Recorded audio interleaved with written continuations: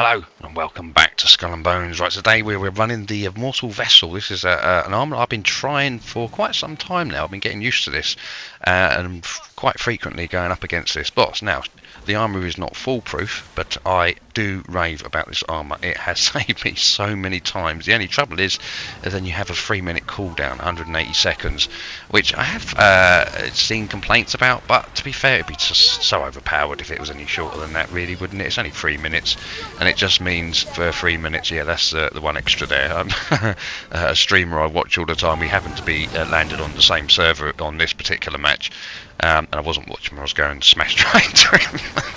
Hello! Sorry. So what was I saying? Oh yeah, the Immortal armour. Yeah, I absolutely rave this. I mean, as an armour on its own, it's actually a good bit of kit.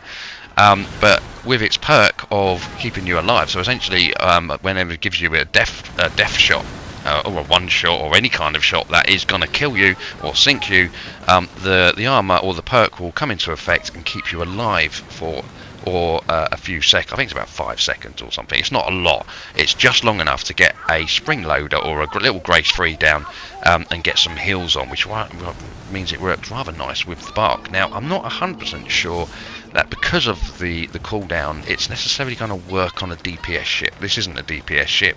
She can hold her own when it comes to the damage, but she will always get outdone by the ships that obviously that deal mass DPS, like the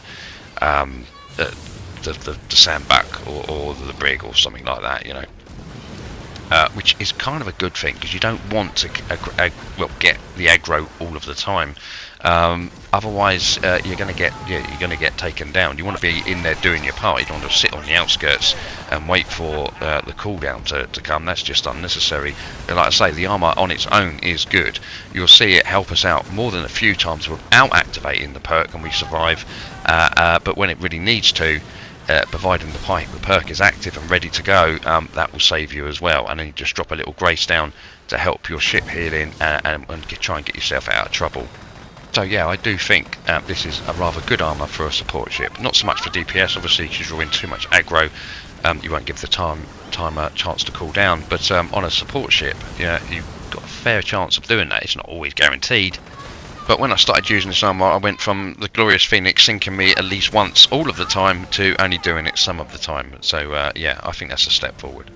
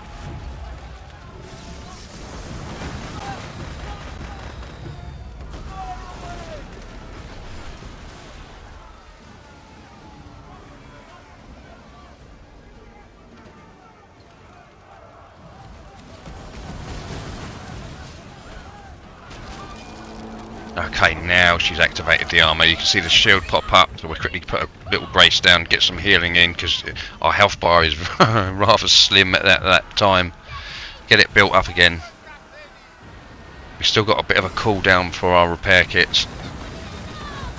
We're still firing at her, but we are vulnerable for the next 3 minutes. Or it's a little less now, because was it 10 seconds I've probably got. It's a long time, but if you can work it, it is beneficial.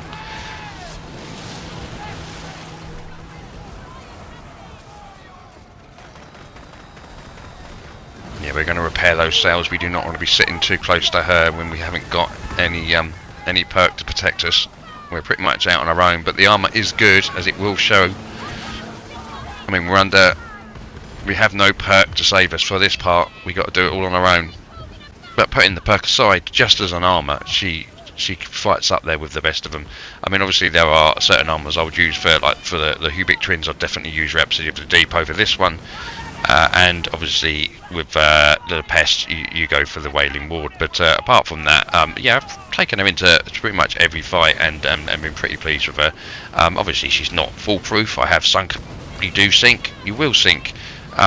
But you also will maybe survive where you would normally have sunk before, because she will give you that one little window of opportunity to either pop a repair kit or drop down a little grace.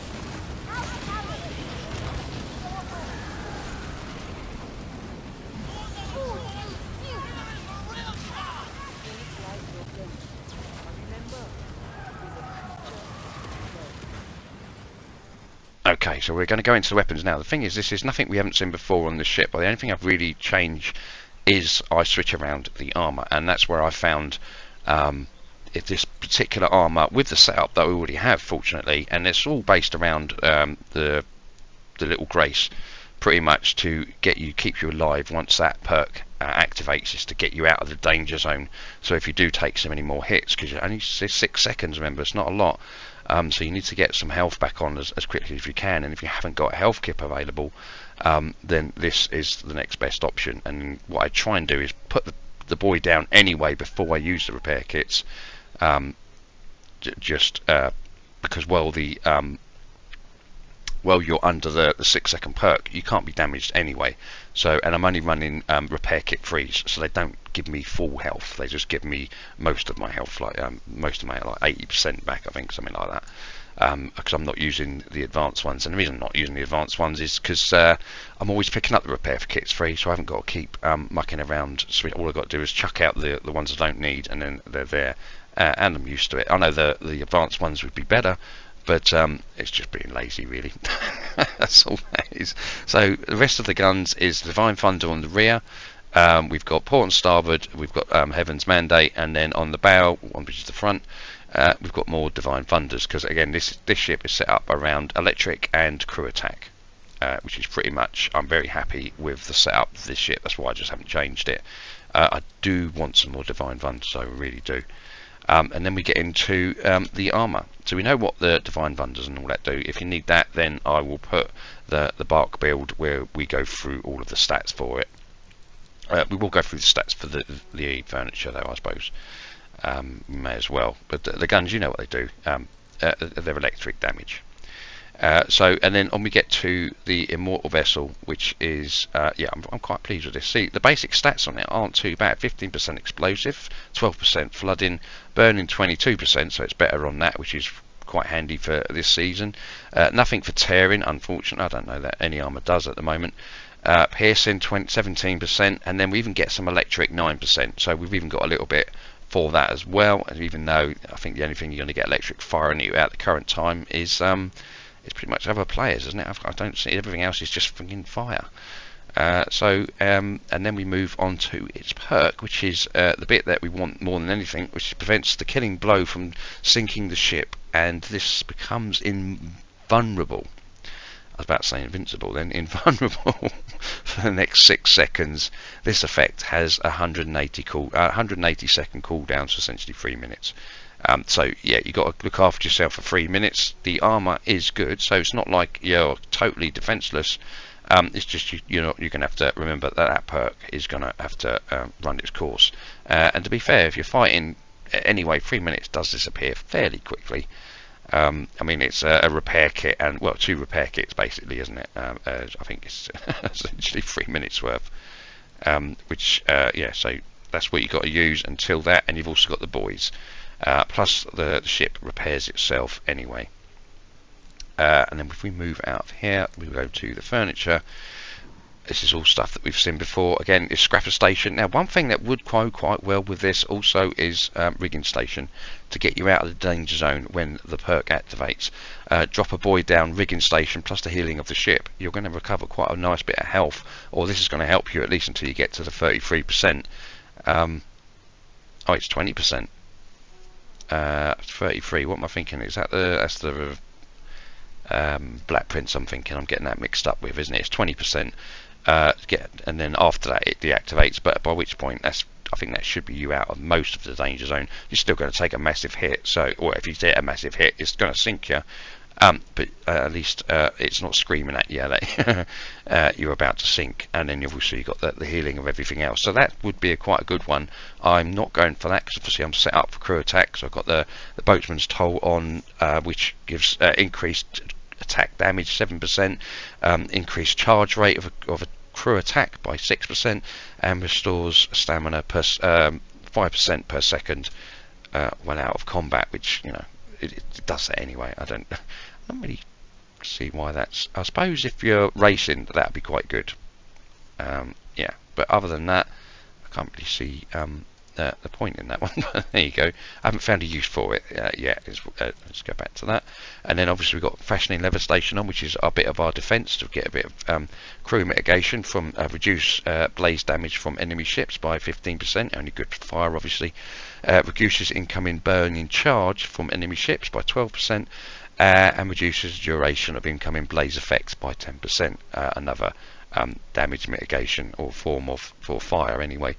And then we've got charge stores triggering the Stormstruck effect on this target, increases damage for the next attacks by 50%, increases charge rate of the blaze status effect by 10%. That's handy. It works. Well, actually we don't have anything for a blaze, but yeah, if they do catch fire, that's going to help it, I suppose. The target already affected by a Stormstruck status effect, yeah, increase the electric damage, the damage of electric weapons by 5%. They're all electric weapons, so they've all got that 5% increase, which is nice. And then we move to armour coating stations, increasing the charge rate of storm status effect on the target by 8%, and increase the duration of the Stormstruck status effect on the target by 8% again. And then the last one is obviously for the boys, which is Mysterious Station. The repair version, increase area of operation radius of repair buoys by 25%, and increase repair buoy amount of repair buoys by 25%. So that puts it up to the 1500 that we see, what you will see when, or what you did see when you drop the buoys down, or especially if you drop it on another player. We could quickly go off and do that. I think we're about done here. This is pretty much everything. So that was Binky, and with the Immortal vessel. I really like it with the Immortal vessel. I mean, this setup pretty much works for anything anyway. So if I'm going up against the twins, obviously I'll put Rhapsody on, but pretty much, in fact, this used to be, Rhapsody of the Deep used to be my all-round armour, pretty much for everything. And now the only time I will put this on is, or I need to put it on, is when I'm doing the twins. This isn't as good for the twins because you seem to get hit a lot because of the boys that they drop around. And obviously, but it could work, I suppose, but you'd have to time it if you for the when you do the maelstrom, when you get caught in their maelstrom, which they drop if you get stuck between them. So I suppose it could help out there. But to be fair, I've always found this to be more successful. But other than every other boss, I'm using the Immortal vessel. It's pretty much my all-round armour for this ship at the current time. So anyway, thanks for watching, and I'll see you in the next one.